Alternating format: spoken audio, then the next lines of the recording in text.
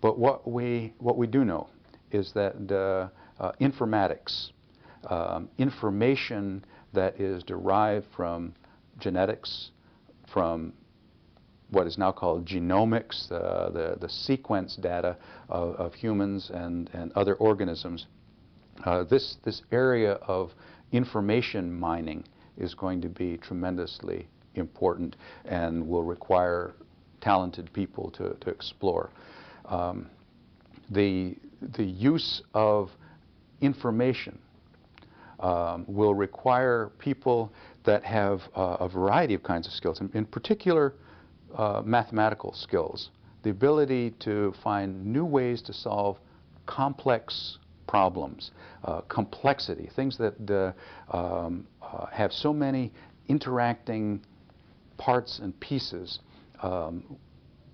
is a challenge, and that realm is going to need people over the coming decades. In some cases, it will deal with systems that we already know a great deal about. Take, for example, just a single cell. All the thousands of molecules that are working in there, any one going up or down doesn't affect itself, but it has a cascade of effects on other things. So that then understanding how a genetic alteration can cause an imbalance or have an effect is a lot more complex. What we know to date about human genetics has to do with big changes, but those things that make our response different has at least a basis in our genetics. I just took a little bit of ibuprofen to take care of a headache. It turns out that that's a pretty good medication for me. It works. There are others that have been prescribed that are absolutely ineffective. Something about my metabolism, my genetics, makes for a different use of or a different effectiveness of a medication.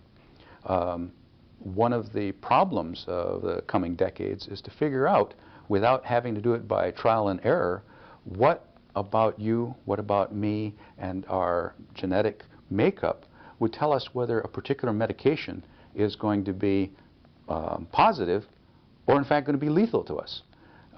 So there's a world of complexity and deeper understanding of what all of this genetic information means to pharmacy, to the medications that we'll be taking. There are the interest in genetics, of course, goes far beyond human genetics.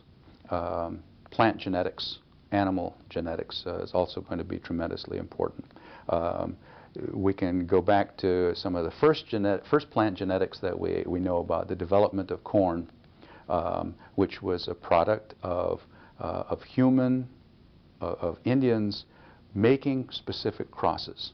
Corn didn't just start out with these, a plant with these big ears of corn that were just kind of laying around that the Indians found and decided that would be good to eat. In fact, it started out with very different plants, and they bred them. They had to make specific crosses.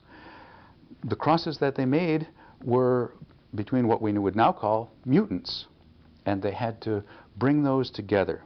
So the corn that we know is the product of human experimentation and human intervention. I think we will see that further plant breeding and further kind of genetic manipulation of plants will be an important part of agriculture in the coming years. Well, on the one side, you have people trying to make better plants. On the other side, you're going to need scientists that will be able to evaluate that. Was this, in fact, good for the environment? Was this good for society?